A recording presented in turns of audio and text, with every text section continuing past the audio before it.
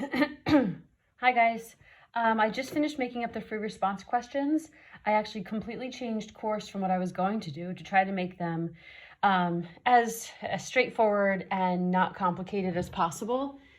But there are two things I wanted to point out to you as I guess a hint, because we've seen it, we haven't really seen it for a little while, so I just want to make sure that it's clear. I think it's something you could figure out, but let's just make sure we're on the same page. So that is two things. So thing number one, if I'm supposed to integrate f prime of x, I would get f, right?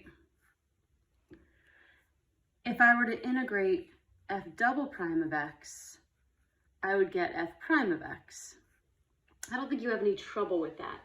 But what I wanted to point out that just looks a little different and might feel confusing is, what do you do if these have limits of integration? Like, what if this went from 2 to 5? What would I do to actually find maybe a numeric answer? Well, since the integral of f prime is f, but I have the limits to consider, I would have to say the integral of f prime from 2 to 5 is f of 5 minus f of 2. It's just taking that fundamental theorem of calculus and making sure you apply it. That's all that's different here. Not different, but just, I don't know if we've really seen the limits of integration on there. So even if I had this one and I had the integral of f double prime of x from 2 to 5, this would equal the first derivative at 5 minus the first derivative at 2. Okay, so maybe this would be like a table type problem, and they would ask what this is numerically, and you'd have to go to the table and use those values to actually find it. If that seems complicated or confusing, let me know today.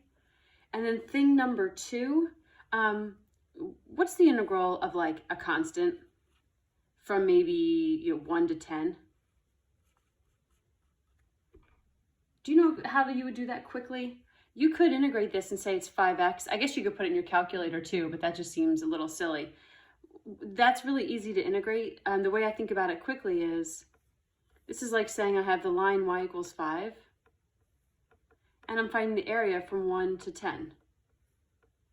So I have the area of a rectangle, in this case a 9 by 5 rectangle.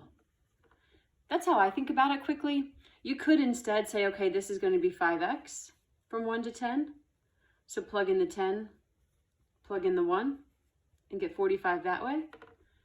Just wanted to make sure that that was clear. So the way you might see that is, let's say we had the integral of 5 plus 2f of x, or f prime of x, from 1 to 10.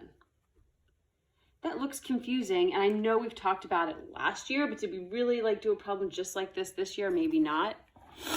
So if I had something like this, first of all, I'm going to split this into two integrals because I have addition. So I'm going to make this the integral from 1 to 10 of 5 with respect to x, plus the integral from 1 to 10 of 2 f prime of x. Just a little easier to look at. So this is easy. We already got it up here. This is going to be 45. This, you can even bring the 2 out if you want, if you don't want to have it in there. So then I would have 2 times, well, how do we do the integral of the derivative? This would be f of 10 minus f of 1. I go back and watch that if you need to. I want tomorrow to just be smooth, and I don't want you to feel stressed. I want you to have some problems you can just kind of cruise through and be like, boom, boom, and then, be able to kind of know you're going to be done with calculus and enjoy your break. I'm not even I still haven't showered. I mean, it's only 9:30, but there we go. Look at the pretty snow. Okay, bye.